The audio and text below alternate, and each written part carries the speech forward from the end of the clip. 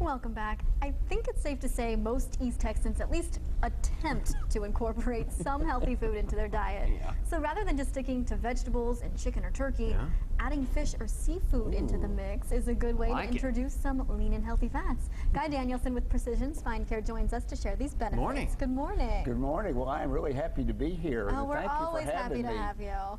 I wanted to say one thing. I've got a message. I want to give you the take-home message first. Okay, let's hear it. And part of the take-home message is because my wife and I were driving back from my son's graduation on Sunday evening, and we were about 8 miles from Van when the tornado hit. And so that does kind of give you a little sense of getting real about things. So here's the take-home message.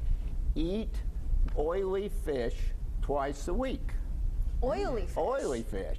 So why oily? Well, oily means that there is fish oil, and fish oil is fat.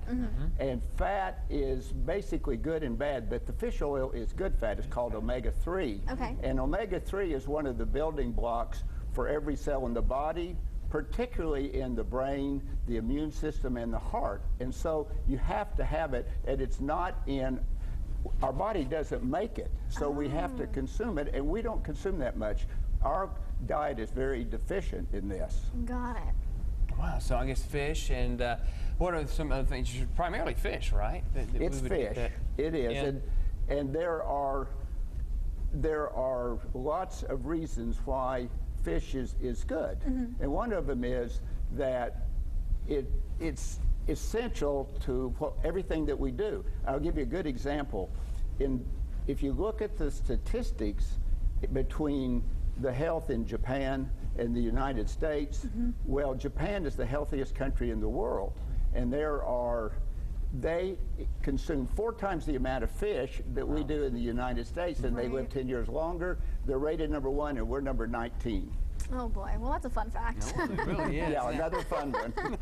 All right, so I know there's a difference between the better fish to eat versus others. So what should we look for in our own diets? Well, it depends, of course, but it's very, I've tried to simplify it, and the main thing is that when you go shopping, there's 2 kinds of signs that you see. One of them is wild caught and the other is farm raised. And the simple version of it is farm raised is not so good. It's just like factory food. It's got pesticides, antibiotics, and chemicals in it. And you have to really study it if you're going to try to eat farm fruits. Wild caught, on the other hand, it pretty much speaks for itself. Right, Wow. all natural. So much for fried haddock, right? No, we can't do that. Now tell us about, there's some concerns about mercury. Tell us about that. The simplest thing I can tell you about mercury, take-home message is don't worry about it. Okay. There you go. You can research it further, but that's the easy way to approach it. Wonderful. So where can someone go to read more about all this? Yeah. Well, research it on the internet. There's one that's called Smart Seafood Watch. It's an app, and you can take it with you, put it on your phone, you take it to the store. Nice. Easy peasy, nothing to it.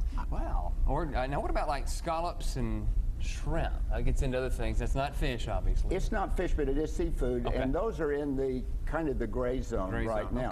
The most important fish to eat, the safest and the best, are Alaskan fresh-caught salmon.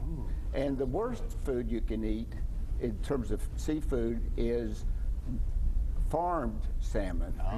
And the other good ones are sardines and tuna, albacore tuna. Okay. Wow. All right. Well, thank you so much for joining us. Lots of good information. Now I want fish. Thank you. All right. So coming up.